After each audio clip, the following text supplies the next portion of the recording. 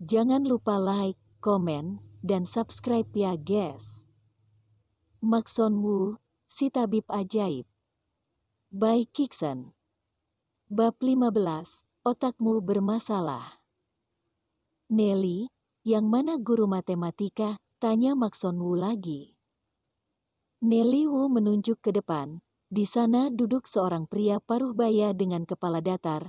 Dia mengenakan setelan tunik China dengan kepribadian yang sangat kuno. Maxon Woo segera berjalan mendekat dan menyapanya terlebih dahulu. Halo Pak Guru, aku kakaknya Nelly, Maxon Woo.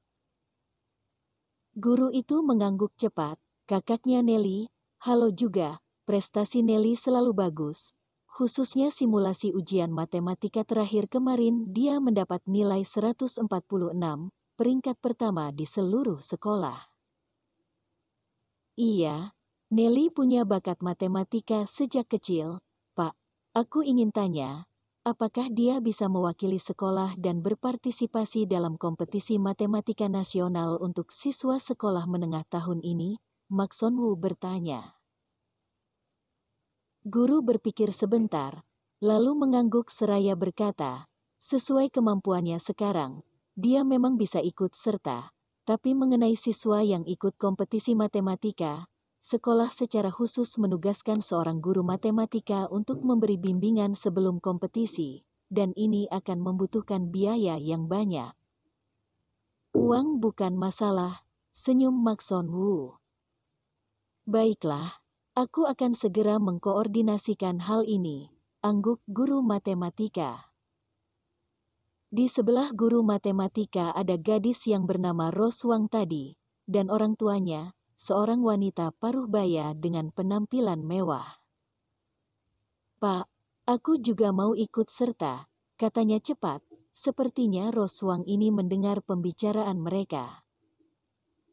Guru matematika meliriknya, Rose, meskipun matematikamu juga cukup bagus, tapi kemarin kamu mendapat nilai 121, jadi... Pak, aku tidak belajar dengan baik kemarin, lain kali aku pasti akan mendapat peringkat pertama dari seluruh sekolah. Percayalah padaku, katanya penuh percaya diri. Guru matematika hanya bisa mengangguk, baiklah, aku akan bicara dengan kepala sekolah. Saat ini, keributan terjadi di depan pintu masuk ruang rapat. Serombongan orang tua masuk membawa seorang siswa laki-laki. Seorang pria paruh baya menyapukan matanya ke aula dan berteriak, siapa yang bernama Nelly Woo, keluar kamu. Nelly Woo agak penakut. Seketika wajahnya menjadi pucat ketakutan dan bersembunyi di belakang Maxon Woo.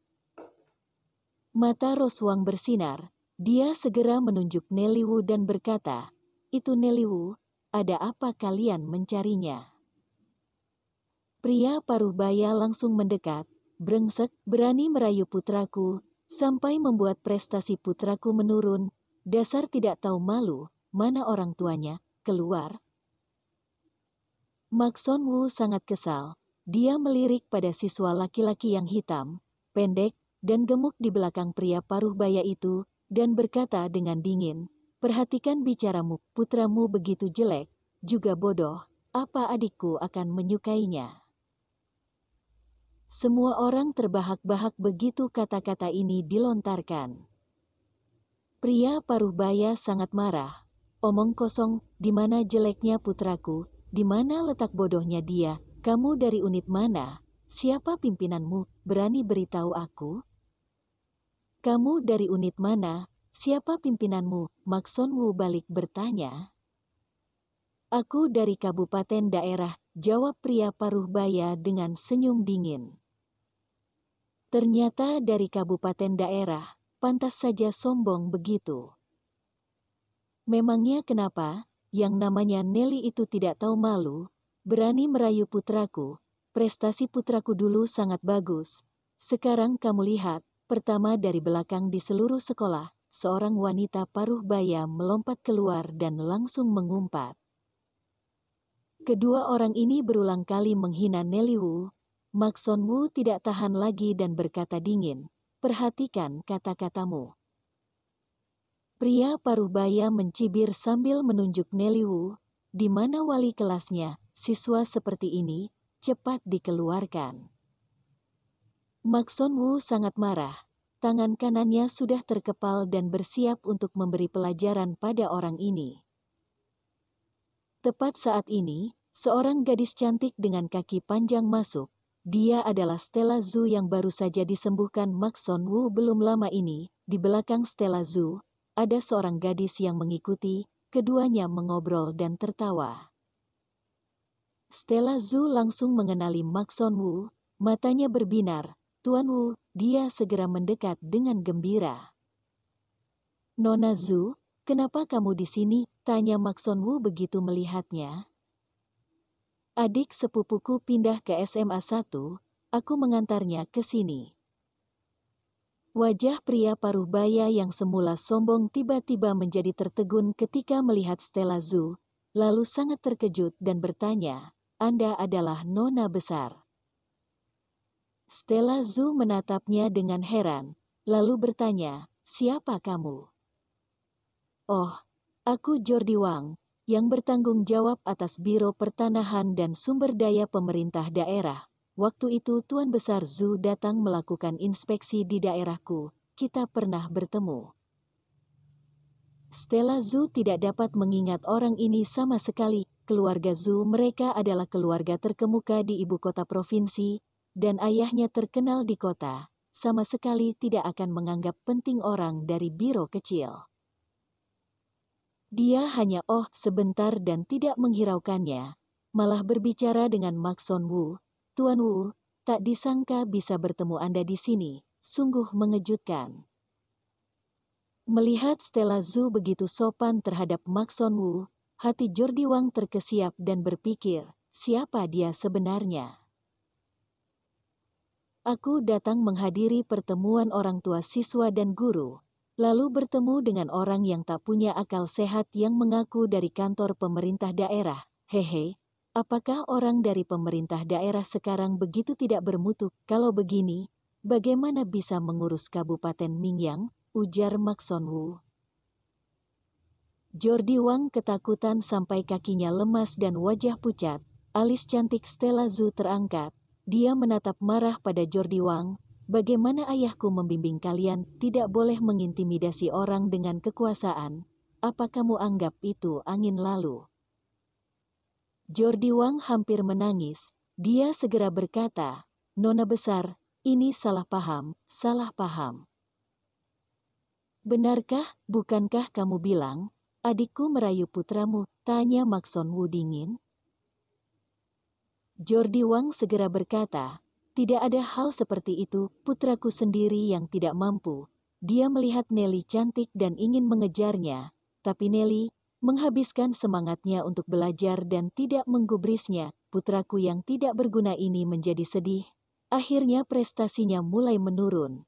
Semua ini gara-gara dirinya sendiri, tidak ada hubungannya dengan Nelly. Sikap pria ini berubah lebih cepat dari membalikkan buku. Sedetik yang lalu masih bertampang galak, sekarang tiba-tiba merendahkan diri. Hal ini membuat Maxon Wu tidak bisa tidak mengaguminya. Tetapi, dia juga lebih marah. Ternyata bajingan ini tahu semuanya, namun masih tetap menghina Nelly Wu, benar-benar kurang dihajar. Maxon Wu tidak ingin melihatnya lagi, tapi bertanya pada Stella Zhu, kabarnya kalau kesehatan terganggu, karir tidak akan ada harapan lagi, kan? Stella Zhu mengangguk dan menjawab, tentu saja, tidak memiliki fisik yang sehat, bagaimana bisa mengabdikan diri untuk bekerja? Maxon Wu mengangguk, lalu berkata pada Jordi Wang, aku melihat raut wajahmu, sepertinya otakmu bermasalah. Cepatlah diobati setelah kembali nanti. Jordi Wang baru saja mengatakan dirinya baik-baik saja, namun tiba-tiba mulutnya berbusa dan terjatuh, ada anak tangga di belakangnya, bagian belakang kepalanya langsung menghantam tepi anak tangga dan darah mengalir. Orang-orang di belakang menjadi panik dan kacau, ada yang memapah, mengangkat, dan ada yang menghubungi nomor darurat. Tentu saja ini adalah perbuatan Mak Son Woo secara diam-diam dengan sebuah jarum emas. Dia baru saja menusuk pembuluh darah otak yang sepele dari lawannya. Meskipun tidak mengancam jiwa, tapi akan meninggalkan gejala sisa dengan mulut miring dan mata juling. Tapi kepala lawan jatuh di anak tangga, itu tidak ada dalam rencananya. Jatuhnya begitu keras sehingga muncul retakan di tengkorak dan sedikit gegar otak tidak bisa dihindari. Anggota keluarga Wang ketakutan dan segera memanggil ambulans. Mereka datang dan pergi dengan cepat seperti hembusan angin. Aula menjadi sunyi lagi. Stella Zhu sangat kagum padanya, keterampilan medis Tuan benar-benar luar biasa. Ini tidak ada apa-apanya, sahut Mak Son Woo kalem. Wali kelas muncul tak lama setelah itu, dan pertemuan resmi dimulai. Tujuan dari pertemuan ini sangat sederhana. Sekarang sudah semester akhir sekolah menengah kelas 2. Dia berharap para siswa dapat terus giat belajar dan mendapatkan nilai baik di ujian akhir, sebagai dasar untuk di kelas 3. Setelah pertemuan hampir berakhir, wali kelas tiba-tiba berkata, "Wali siswa dari Neliwu, tolong keluar sebentar." Mak Son Woo kemudian mengikuti wali kelas ke sudut ruang rapat. Wali kelas adalah seorang pria berumur 30-an. Dia bertanya, "Kamu kakaknya Nelly?" "Iya, Pak Yang," Mak Son Woo mengangguk. Wali kelas bermarga Yang, lalu dia berkata, "Aku ingin berbicara denganmu mengenai masalah disiplin Nelly." Aku menerima respon dari beberapa orang tua siswa laki-laki bahwa Nelly memiliki hubungan yang terlalu dekat dengan beberapa siswa laki-laki. Orang tua dari siswa-siswa itu keberatan dengan hal ini dan merasa akan mempengaruhi nilai belajar mereka. Bab 16, Menghancurkan Formasi Jahat Villa Taikang. Mak Son Woo menyipitkan mata. "Aku paling mengenal Nelly. Pasti siswa-siswa itu yang punya niat terhadapnya. Aku mengerti untuk hal ini, tapi minta mereka jangan sampai mempengaruhi nilai Nelly." Wali kelas terkejut, ini yang ingin dirinya katakan, bagaimana dia bisa mengatakannya lebih dulu. Dia mendeham, "Kakaknya Nelly, maksudku adalah..." "Aku mengerti maksud Bapak. Kamu takut siswa-siswa dengan nilai buruk itu akan mempengaruhi prestasi Nelly. Begini saja, aku akan menemui kepala sekolah untuk memindahkan Nelly ke kelas lain. Bagaimana menurutmu?" kata Mak Son Woo sambil menatap wali kelas ini. Wali kelas tercengang, dia dengan cepat berkata, "Aku tidak bermaksud begitu." "Aku mengerti." Mak Son Woo tidak membiarkan dia bicara sama sekali. "Aku tidak akan mempersulit Bapak, dan sepakat." Selesai bicara, dia berbalik dan pergi membawa Nelly Wu bersama. "Kak, kemana?" tanyanya. "Pulang." "Tidak sekolah?" Nelly Wu termangu. "Jangan khawatir, kakak akan memindahkanmu ke kelas lain. Kelas kalian terlalu kacau, wali kelas juga bukan orang baik. Selain itu, manfaatkan waktu ini untuk mengikuti kompetisi matematika nasional untuk siswa sekolah menengah. Aku sudah mengecek, kompetisi ini akan diadakan setengah bulan lagi, masih sempat untuk mendaftar sekarang, dan harus memperketat latihan matematika kamu," jelas Mak Son Woo panjang lebar. Mak Son Woo sudah mengecek di internet, 200 teratas di kompetisi matematika dapat berpartisipasi dalam kompetisi Olimpiade Matematika Nasional. Siswa dengan nilai yang cukup baik akan dipilih untuk tim pelatihan nasional dan akhirnya berpartisipasi dalam kompetisi Olimpiade Matematika Internasional. Nelly Wu tercengang, "Kak, mereka semua mendapat bimbingan dari profesional. Setidaknya selama 1 tahun, bagaimana aku bisa bersaing dengan mereka?" "Tidak perlu takut, aku akan mencari master untuk membimbingmu," hibur Mak Son Woo. "Master? Master apa?" Nelly Wu merasa dirinya akan gila. Mereka berdua baru mau pergi, Stella Zhu tiba-tiba berkata, "Tuan Wu, mungkin aku bisa membantumu." Maxon Wu berhenti, "Oh, kamu bisa bantu aku." Stella Zhu tersenyum kecil, "Aku dulu pernah ikut serta Olimpiade Matematika. Jika Tuan Wu tidak keberatan, biar aku saja yang membimbing adikmu, boleh?" "Kamu," Maxon Wu sedikit tidak percaya padanya, "kamu pernah memenangkan juara?" Stella Zhu tertawa dan berkata, "Peringkat ketiga distrik Yanlong, apakah prestasi ini bisa?" Begitu mendengarnya, Maxon Wu merasa ini juga cukup hebat, dan dia berkata, "Oke, terima kasih Nona Zhu. Tidak perlu sungkan, aku sangat senang bisa membantu Tuan Wu." Stella Zhu tersenyum dan berkata, "Ada lagi, kalau ingin mengikuti kompetisi matematika, sebaiknya kelasnya disesuaikan, dan aku juga bisa bantu untuk hal ini." "Benarkah?" Maxon Wu sangat senang. "Kalau begitu, mohon bantuannya." Setelah berpisah dengan Stella Zhu, adik dan kakak ini tiba di rumah saat pukul 10 lewat. Maxon Wu meminta Nelly Wu membaca beberapa buku panduan kompetisi, sedangkan dirinya buru-buru ke stasiun kereta. Dia sudah buat janji dengan Jaden Lu untuk membantunya menyingkirkan energi jahat di Villa Taikang pada siang ini. Ketika kereta sampai di Yunjing, Jaden Lu sudah menunggu di pintu keluar sejak tadi. Di sebelahnya berdiri seorang pria paruh baya, yang masih muda tapi rambutnya sudah memutih sebagian. Pria ini adalah ayahnya Jaden Lu, Chandra Lu. Setelah dikenalkan oleh Jaden Lu, Maxon Wu segera maju dan menyapa, "Paman Lu." Chandra Lu bergegas memegang erat tangan Maxon Wu. "Maxon, aku sangat berterima kasih, kamu sungguh punya cara untuk menyingkirkan energi jahat itu." "Sama sekali bukan masalah, Paman, tenang saja." "Barang yang kuinginkan, apa sudah lengkap?" tanyanya pada Jaden Lu. "Lengkap, semuanya ada di bagasi," jawabnya segera. "Sudah hampir tengah hari, ayo berangkat." Dia melambaikan tangan. Lalu ketiganya masuk ke mobil Jaden Lu dan melaju ke Villa Taikang. Di pintu masuk Villa Taikang, Chandra Lu tampak gugup dan mengeluarkan semua barang yang dibutuhkan Maxon Wu dari bagasi mobil dengan tangan yang gemetar.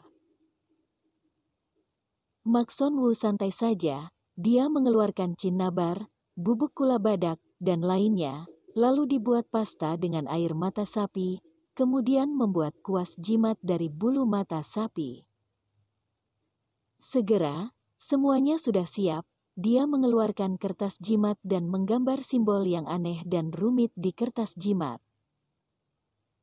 Ini cara jimat digambar, Reiki diedarkan di dalam tubuh, dan pikiran memasuki keadaan meditasi, semuanya diselesaikan sekaligus. Dengan cara ini, baru dapat menggambar jimat dengan efek spiritual.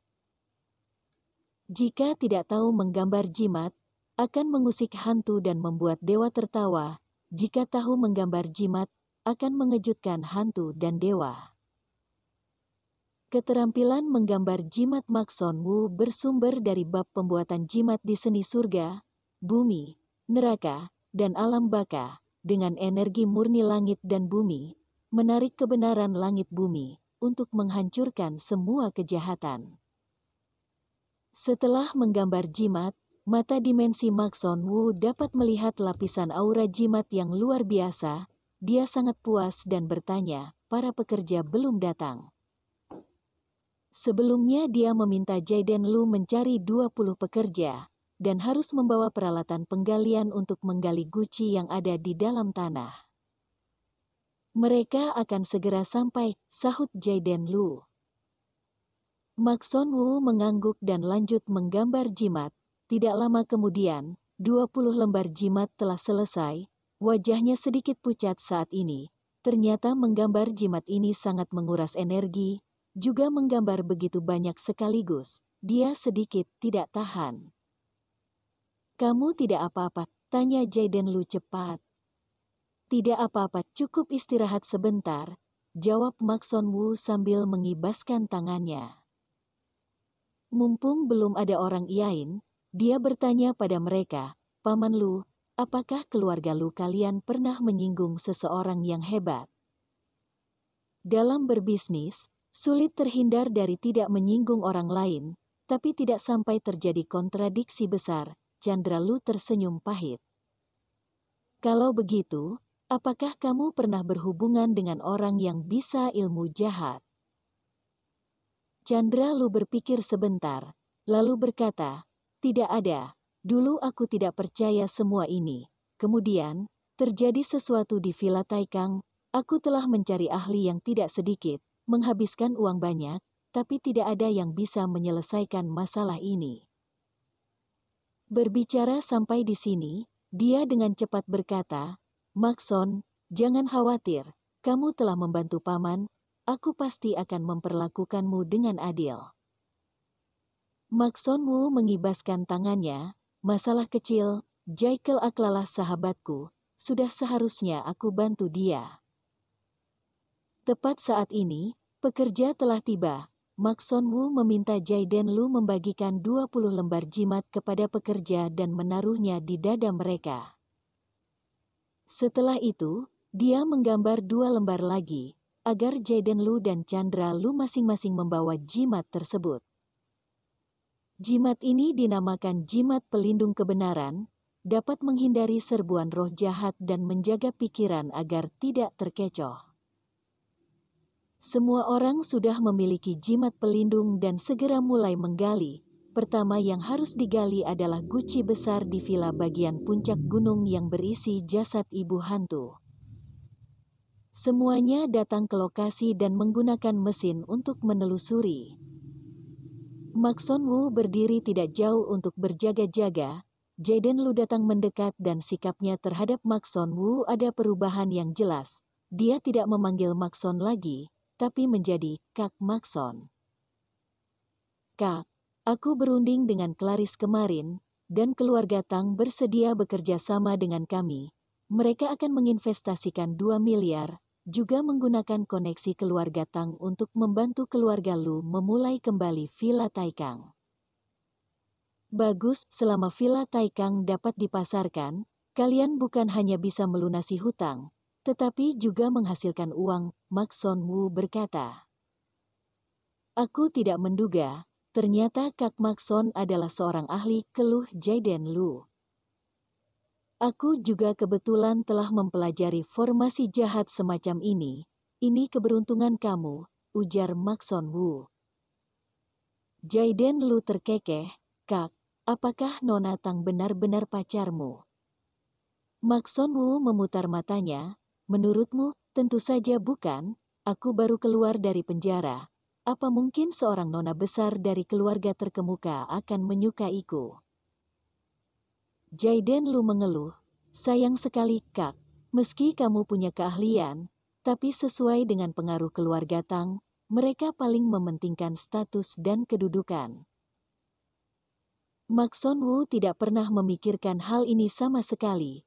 Dia berkata, keluarga Tang juga tidak akan rugi, kerjasama kalian saling menguntungkan, kebetulan kamu juga akan segera lulus, nanti kamu bisa membantu bisnis paman. Jaiden Lu mengangguk dan berkata sambil tersenyum, Kak, ada 200 villa yang dibangun di Villa Taikang pada tahap pertama, dan salah satu yang terbaik disebut Taikang nomor 1, yang terletak di puncak gunung dan satu-satunya areanya seluas 15 hektar, luas bangunan lebih dari 5.000 meter persegi, dilengkapi dengan kolam renang, taman, dan helipad, sangat indah sekali. Maxon Wu sepertinya bisa menebak apa yang ingin dia katakan, dan berkata, bangunan seperti itu, modalnya tidak murah, kan? Tentu saja, pada waktu itu lebih dari 100 juta yuan diinvestasikan pada villa itu, nilai pasarnya saat ini setidaknya 300 juta yuan. Kemudian, dia memandang Maxon Wu, Kak, kamu telah menyelamatkan keluarga Lu kami, dan aku ingin menghadiahkan Taikang nomor 1 itu untukmu. Untukku, Mak Son Woo berkata, ini terlalu berharga. Kamu dan aku seperti saudara, sudah seharusnya aku membantumu, dan aku tidak boleh menginginkan barang darimu. Jaiden Lu berkata dengan serius, justru karena saudara, jadi kamu jangan sungkan denganku, dan ini juga niat dari ayahku. Tentu saja, Mak Son Woo juga tidak akan sungkan. Tanah di Yunjing sekarang sangat berharga dan sangat tepat untuk memiliki villa di sini. Baiklah, aku terima, ujarnya. Jaiden Lu sangat gembira. Kak, tunggu setelah villa Taikang terjual semua. Keluarga Lu kami akan memiliki kekayaan puluhan miliar. Sampai saat itu, aku akan mengundangmu untuk menjabat sebagai direktur di Lu Escorp dan memberimu sebagian ekuitas. Mak Son Woo mengibaskan tangan, villa itu sudah cukup, aku tidak mau ekuitas. Jaiden Lu tidak menyebut hal itu lagi, dan melanjutkan pembicaraan mengenai kerjasama kedua pihak. Mereka asyik mengobrol, 1 jam sudah berlalu, dan guci itu akhirnya digali keluar dan diangkat dengan tali. Bab 17 diselesaikan dengan sempurna. Mak Son Woo segera menyuruh semua orang menghindar. Dia membuka guci, dan bau busuk menyergap keluar, hingga dia buru-buru menahan napas, lalu menuangkan sebaskom darah anjing hitam yang sudah disiapkan. Jasad itu langsung terendam oleh darah anjing hitam dan menjadi hitam dalam sekejap. Dia menutup kembali guci tersebut dan menempelkan jimat baru di atasnya. Belasan guci yang tersisa juga digali satu persatu dan ditangani dengan cara yang sama. Kemudian semuanya disatukan dan dibawa ke bawah gunung dengan mobil. Setelah belasan guci tergali semua, hari sudah gelap. Mak Son Woo meminta pekerja menggali lubang besar sedalam 10 meter di tempat yang sepi dan terpencil, kemudian melemparkan guci-guci itu ke dalam dan menguburnya. Ketika tanah sudah ditimbun rata, waktu telah menunjukkan pukul 8 malam, para pekerja sudah sangat lelah. Chandra Lu memberi mereka masing-masing 2.000 yuan dan meminta mereka untuk tidak membicarakannya pada orang luar. Setelah para pekerja sudah pergi, Mak Son Woo berkata, tempat ini sudah tidak ada masalah lagi, besok bisa membawa orang ke sini, aku masih ada urusan. Aku pergi dulu. Jaiden Lu buru-buru berkata, Kak Mak Son, jangan pergi dulu, aku telah pesan hotel untukmu. Tidak bisa, ada urusan penting dan harus pulang, ujar Mak Son Woo seraya melambaikan tangan. Melihat tidak bisa menahannya, Jaiden Lu hanya bisa mengantarnya ke stasiun kereta. Masalah keluarga Lu sudah diselesaikan, dan hati Mak Son Woo menjadi lega saat ini. Ketika sampai di rumah, dia melihat David Man dan Derek Man masih berlutut dan bersujud di depan pohon pagoda. Mereka sudah bersujud seharian, sekarang kelelahan seperti anjing, wajahnya pucat dan hampir ambruk. Mak Son Woo juga tidak mempedulikan mereka. Dia kembali ke rumah untuk mengobati ibunya dan membuka meridian Nelly Wu. Setelah semua ini beres, waktu sudah pukul 1 dini hari. Beberapa saat kemudian, dia merasa 2 orang yang bersujud di luar itu sangat berisik. Dia pergi keluar untuk beritahu mereka bahwa Dewa Pohon Pagoda telah memaafkan mereka, dan sudah boleh pergi. Kedua orang ini merasa telah terampuni dan pergi dengan rasa terima kasih yang besar. Sejak saat itu, mereka sangat menghormati tapi juga menjauhi keluarga Wu. Sama sekali tidak berani mengusik. Mak Son Woo kerja keras sepanjang hari dan sangat lelah. Dia bahkan tidak berlatih tinjunya dan tertidur nyenyak. Dia terbangun oleh telepon dari kepala sekolah SMA 1. Kepala sekolah sangat ramah. Pertama, dia memuji kecerdasan dan prestasi Nelly Wu yang baik, kemudian mengatakan bahwa dia berharap Nelly Wu bisa masuk ke kelas intensif terbaik di SMA 1. Hanya ada 20 siswa di kelas intensif, dan beberapa guru terbaik di SMA 1. Siswa yang bisa masuk ke kelas intensif berharap bisa memiliki kemampuan untuk lolos ke 5 besar universitas elite di tanah air.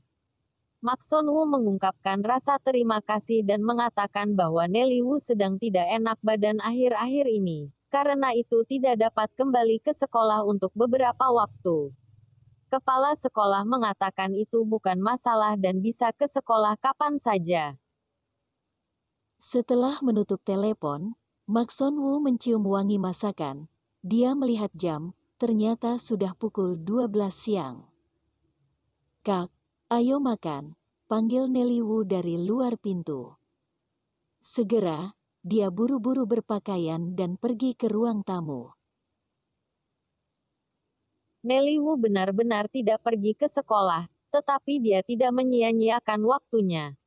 Dia bangun jam 6 pagi untuk mengerjakan latihan. Sampai sekarang, dia sudah mengerjakan 6 lembar soal kompetisi matematika nasional. "Kak, aku telah mengerjakan beberapa set soal kompetisi," kata Nelly Wu dengan ekspresi agak aneh. "Bagaimana, hasilnya bagus, kan?" tanya Maxon Wu. "Semuanya dapat nilai 100, yang pertama, aku dapat nilai 72, dan kemudian nilainya semakin tinggi. Aku mendapatkan nilai penuh pada lembar kelima, lembar keenam juga nilai penuh," Nelly Wu menjelaskan. "Benarkah? Bagus, bagus, teruslah berusaha," sahut Maxon Wu gembira. "Kak, apa kamu punya rencana?" tanya Nelly Wu tiba-tiba. Maxon Wu tertegun mendengar pertanyaan Nelly Wu. Dia benar-benar tidak punya rencana khusus. Dia berpikir sebentar dan bertanya, "Dik, menurutmu apakah kakak cocok jadi dokter?" "Cocok," Nelly Wu cepat-cepat mengangguk. "Kakak pasti akan menjadi dokter terbaik." Ditanya Nelly Wu seperti itu, Maxon Wu mulai serius memikirkan masa depannya sendiri. Meskipun dirinya memiliki kekuatan bela diri, tapi tidak bisa digunakan sebagai mata pencaharian. Sedangkan, keterampilan medis dapat menyembuhkan penyakit, menyelamatkan orang, dan menghidupi keluarga. Tapi kalau ingin melakukan praktek, harus memiliki sertifikat kualifikasi medis, dan sertifikat itu membutuhkan gelar sarjana atau semacamnya, juga pengalaman magang lebih dari 1 tahun. Namun, dia tidak terburu-buru dan akan memikirkannya lagi nanti. Setelah makan, Maxon Wu pamit keluar dengan keluarganya.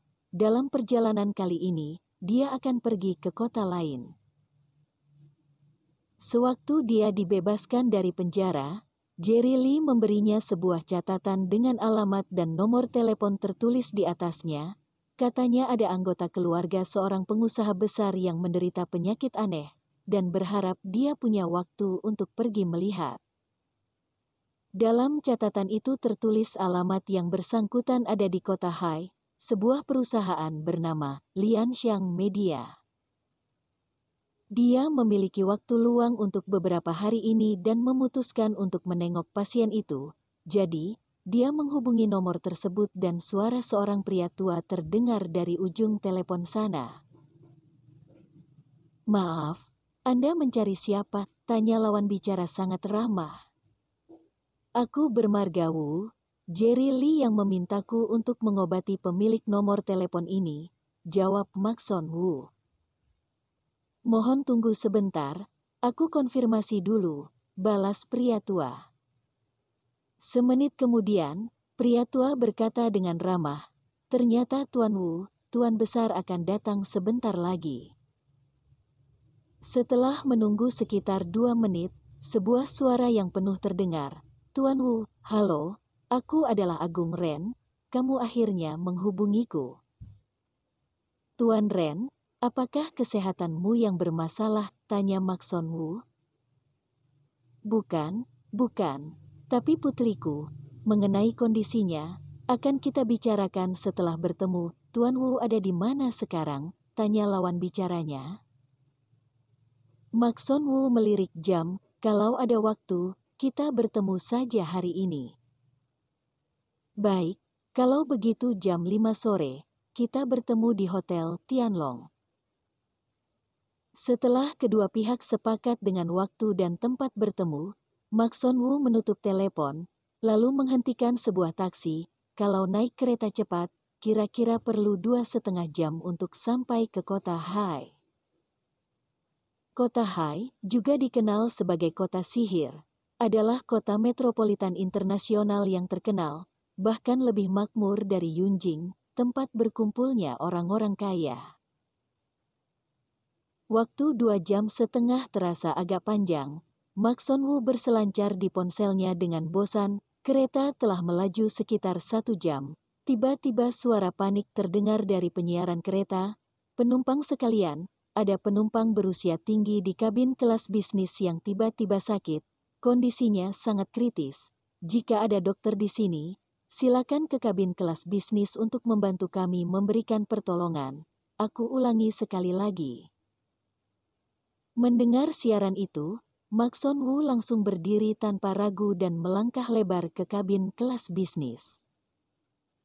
Saat ini, di depan kabin kelas bisnis telah menjadi kacau. Beberapa pegawai dan pria berjas kulit sedang bingung dan panik. "Aku dokter," kata Mak Sonwoo.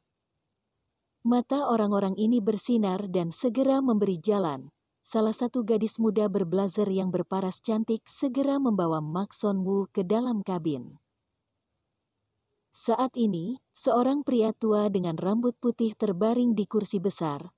Wajahnya menguning, otot-ototnya kaku, dan matanya lebih banyak putih daripada hitamnya.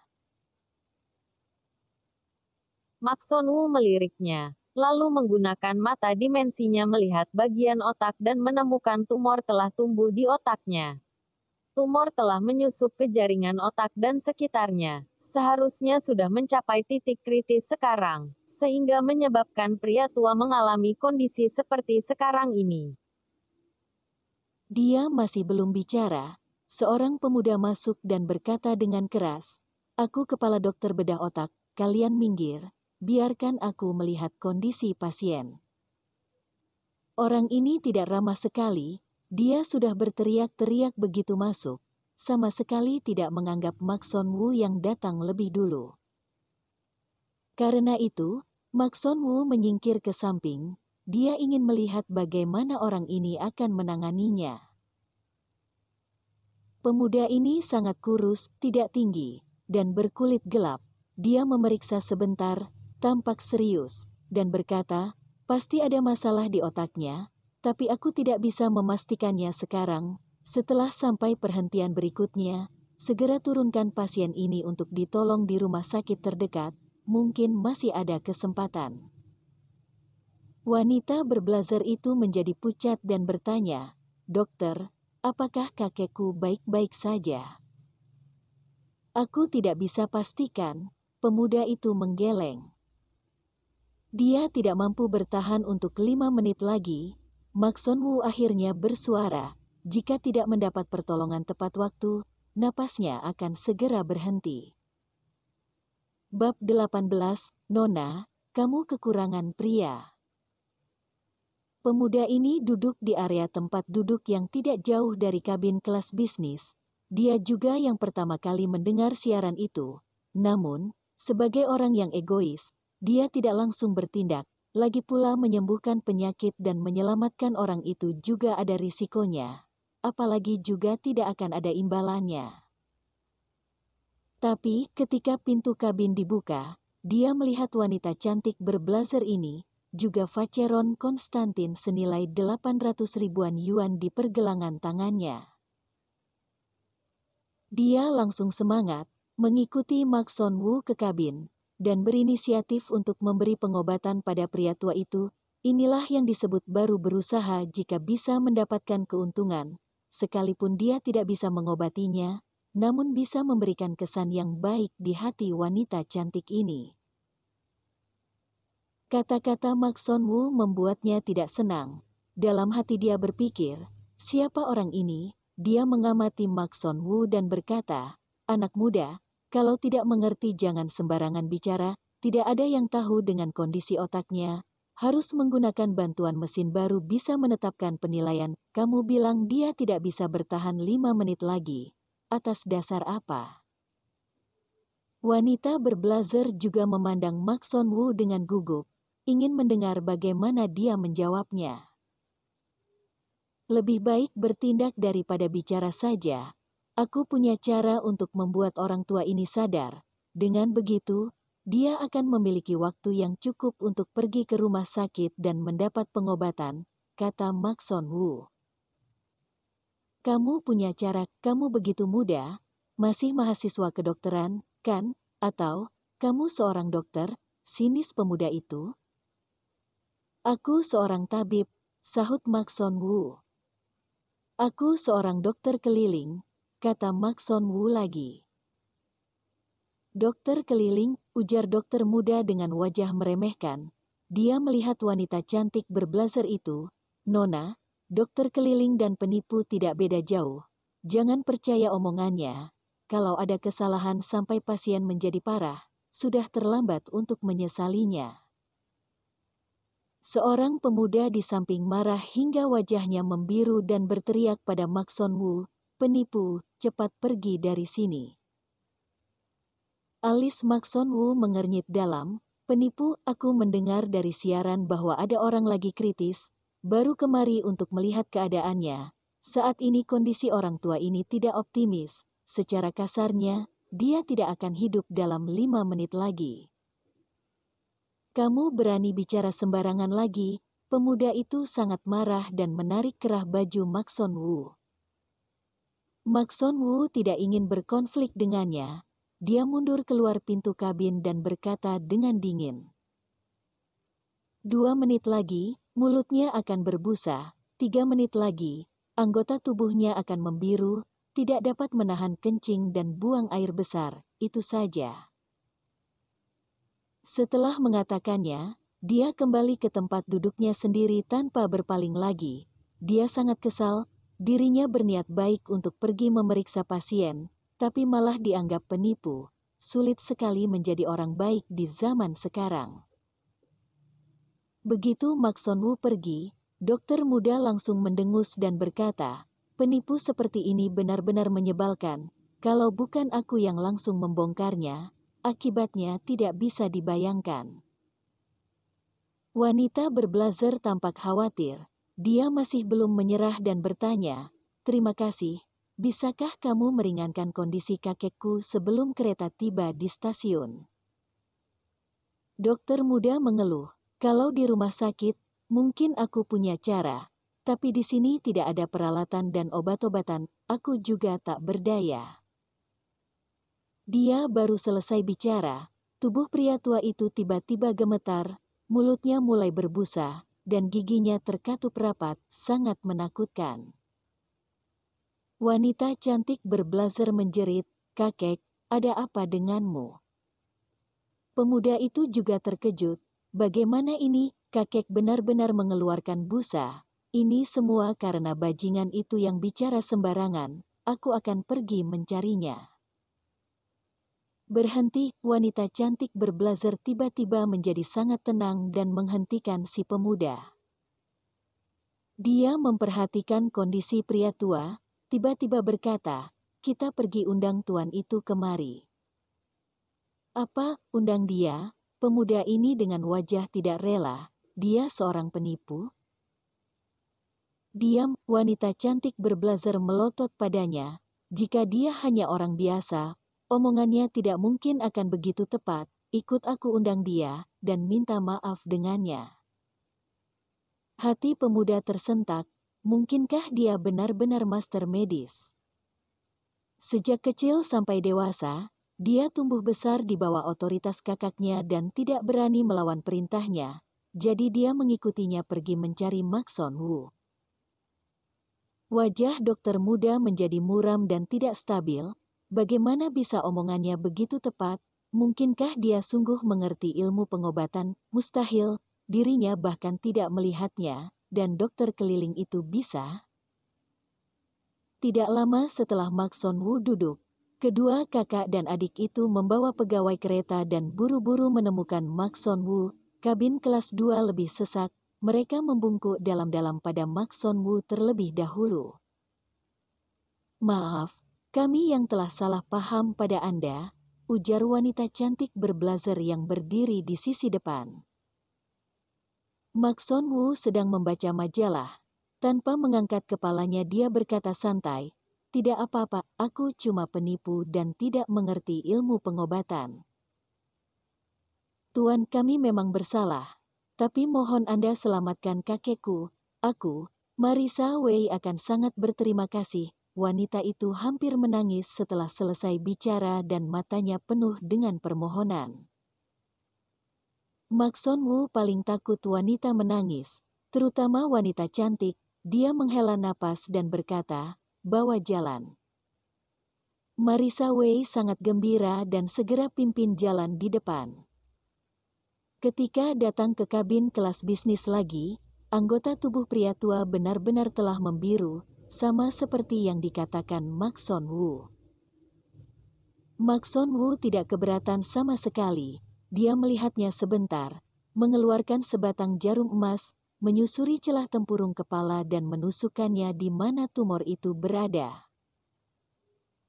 Karena adanya tumor, tekanan intrakranial meningkat, hematoma terbentuk secara lokal, dan satu jarumnya ini ditusuk tepat di bagian hematoma, dengan sedikit putaran, lalu dia mencabut jarumnya, dan aliran darah menyembur keluar dari lubang jarum itu. Dia sudah ada persiapan, menggunakan gelas plastik untuk menampung darah yang keluar. Hanya sebentar, hematoma langsung menghilang, tekanan hematoma intrakranial berkurang, dan saraf yang tertekan oleh tumor menjadi lega. Pria tua mengaduh dan menghela napas panjang, memutar matanya beberapa kali, dan perlahan-lahan kembali normal. Dia bertanya, "Ada apa denganku?" Kakek Marisa Wei terkejut juga senang dan segera memapahnya. Dokter muda terkejut sampai mulutnya ternganga melihat adegan ini. Bagaimana dia melakukannya, bisa sadar hanya dengan satu tusukan jarum. Pemuda yang sebelumnya telah berkata tidak sopan pada Mak Son Woo tiba-tiba membungkuk dalam-dalam, "Maaf, aku yang tidak tahu diri, mohon maafkan aku."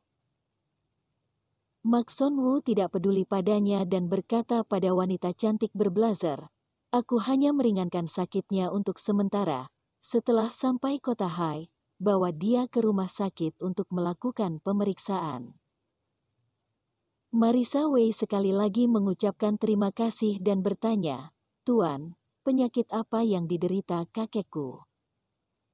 "Tumor otak," Mak Son Woo tidak merahasiakan. Posisinya agak dalam dan operasinya lebih sulit. "Kamu bilang dia menderita tumor otak. Bagaimana kamu memvonisnya?" tanya dokter muda tidak sabar. Mak Son Woo tidak peduli padanya, dan pemuda itu menghardiknya, "Pergi dari sini, kalau bukan karena kamu, apa aku akan salah paham pada tabib ajaib ini?" Dokter muda tidak bisa membantah dan pergi dengan wajah merah padam. Pria tua memegang tangan Mak Son Woo, "Anak muda, terima kasih telah menyelamatkan nyawaku. Masalah kecil, Anda tidak perlu sungkan, istirahatlah. Tidak ada masalah lagi, aku pergi dulu," ujar Mak Son Woo. "Tuan, aku boleh minta nomor teleponmu?" tanya Marisa Wei buru-buru dengan ekspresi memohon di wajah cantiknya. Mak Son Woo berpikir sebentar, kemudian saling meninggalkan nama dan nomor telepon. Ketika Mak Son Woo hendak pergi, Marisa Wei tiba-tiba berkata, "Tuan Woo, kelas bisnis telah di-booking olehku. Sebaiknya Anda duduk di sini saja, suasananya lebih bagus." Mak Son Woo tidak menolak dan duduk di kursi kosong sebelahnya. Marisa Wei mengurus pria tua sebentar, kemudian baru datang mengobrol dengannya. Dia tersenyum dan bertanya, "Tuan Woo, Anda mau kemana?" "Mau mengobati pasien di kota Hai," Mak Son Woo menjawab. Marisa Wei dalam hati berpikir bahwa orang ini memang tabib ajaib. Dia memanfaatkan kesempatan ini untuk meminta petunjuk darinya. Tuan Wu, aku menderita insomnia akhir-akhir ini, mudah emosi, dan periode menstruasi tidak teratur. Bolehkah Anda bantu aku mengeceknya? Boleh, angguk Maxon Wu. Dia meminta Marisa Wei mengulurkan pergelangan tangannya dan mulai mengecek denyut nadinya.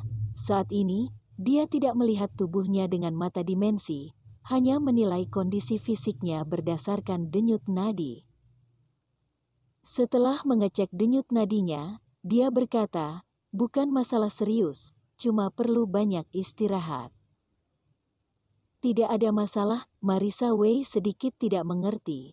Jadi kenapa aku insomnia dan emosi tidak stabil? Maxon Wu berpikir sejenak, lalu berkata, sederhana, Nona Wei belum punya pacar, bukan? Wajah Marisa Wei memerah, sekarang belum ada. Kalau begitu, cepat cari pacar, jika sudah ada pacar, penyakitmu akan sembuh. Marisa Wei ini sebenarnya kekurangan pria. Kurangnya kehidupan pria dan wanita akan menyebabkan gangguan endokrin. Ini bukan masalah besar. Wajah Marisa Wei semakin merah. Dia mendeham, terima kasih Tuan Wu. Maxon Wu sekarang baru sempat mengamati wanita cantik berblazer ini dengan cermat. Blazer model rok pendek mencapai bagian lutut. Di bawahnya adalah kaki yang indah dan mengenakan stoking biru muda.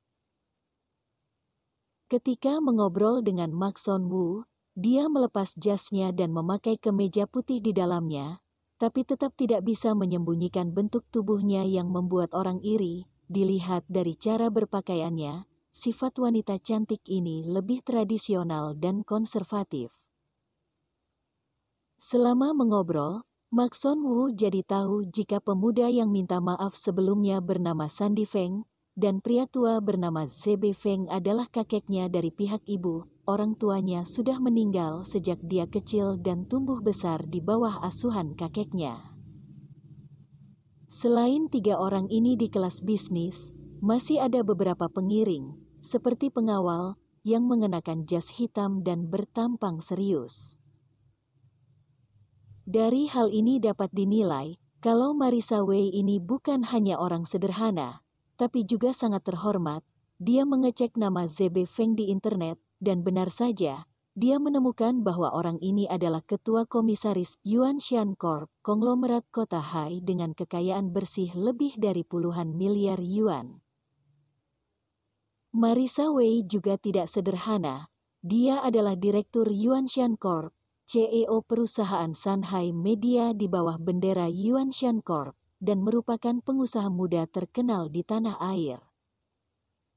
Marisa Wei tidak mengganggu Maxon Wu lagi, dan Maxon Wu menenangkan hati dan meditasi dalam setengah perjalanannya. Akhirnya, kereta sampai di stasiun kota Hai, yang juga merupakan stasiun akhir. Maxon Wu semula mau pergi dulu, tapi Marisa Wei bersikeras mau mengirim sebuah mobil untuk mengantarnya ke tempat yang akan dia tuju. Lagi pula, Maxon Wu juga akan naik taksi, jadi dia tidak menolak. Dia masuk ke dalam mobil kelas S, sopir membawanya ke tempat yang disepakati sebelumnya, Hotel Tianlong, kota Hai. Sampai di hotel, dia melaporkan nama, lalu diundang ke ruang pertemuan di lantai 3 oleh pelayan.